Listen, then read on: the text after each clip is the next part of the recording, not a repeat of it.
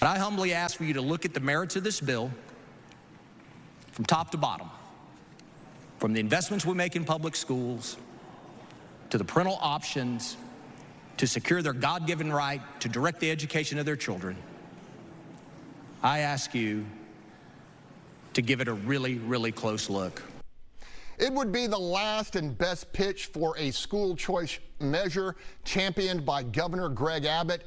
And as it was in the regular session and the 3 specials that followed, appropriating public dollars for private school education collapsed under the combined weight of House Democrats and rural Republicans irreversibly opposed to what they call vouchers.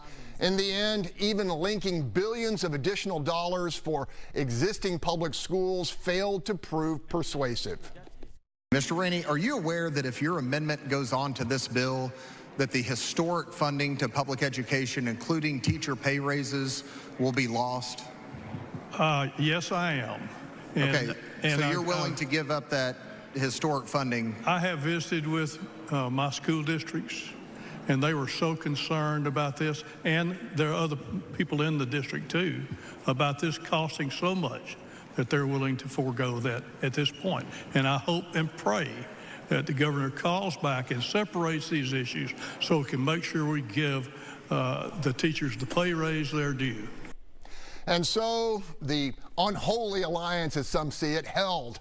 And depending on how Governor Greg Abbott and Lieutenant Governor Dan Patrick react, there may well be legislative hell to pay. Panel, 21 House Republicans defied the GOP governor.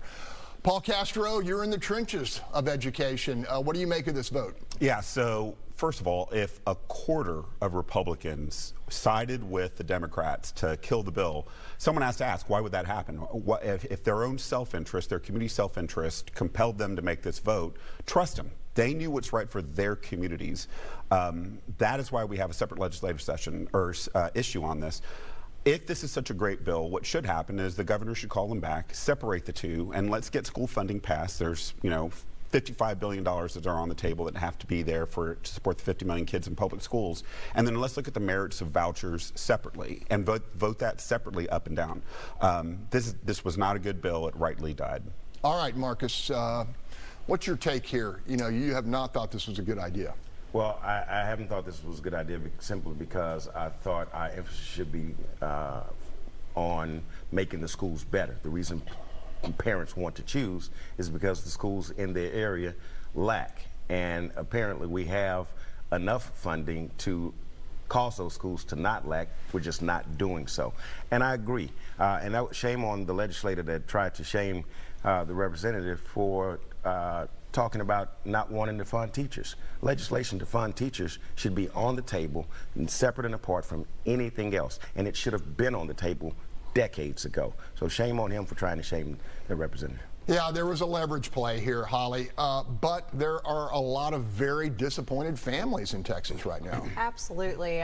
School choice is very popular amongst voters, not just amongst Republicans, but also Black and Hispanic Democrats. It polls very well.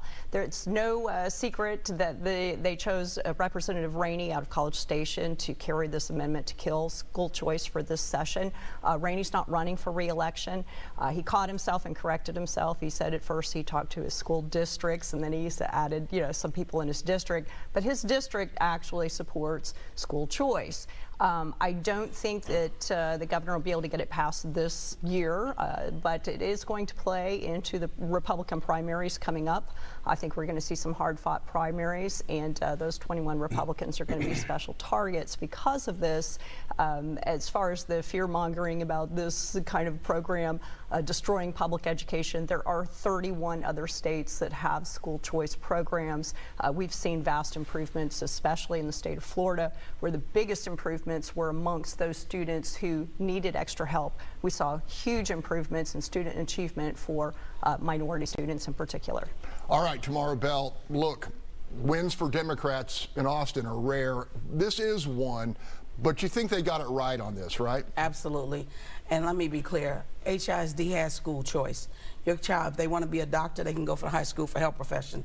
Carnegie Vanguard is one of the best schools, better than most private schools, and it's free. If they want to be in law enforcement, they have magnet programs, they have that. This is welfare for the wealthy.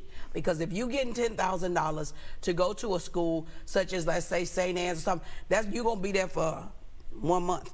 And that people who are already paying that, they'll get to keep their money. But people who are poor, and they would not be able to get into a private school and something like that. So this was not about that. So I'm very glad that it was defeated, because we can do better. And teacher pay should never be an afterthought or a comma between. It should be number one. All right, Gary Pollan, let's talk political brass tacks here.